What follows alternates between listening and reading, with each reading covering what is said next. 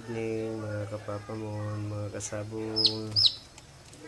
Ito yung bagong papisa ko ng lahi ng bone crusher over doon sa binabay ko. So sa 8 itlog, 2 lang yung napisa. 3 sana, kaso yung isa hindi nakalabas sa itlog namatay. Kaya nilagyan ko yung inumin nilang tubig ng may asukal. Nakainom na sila ng tubig na may asukal, kaya linagyan ko na sila ng kunting matutuka. Ayan. Nagpipisa lang ito kaninang umaga. Sana isang babae, isang lalaki lumabas dito.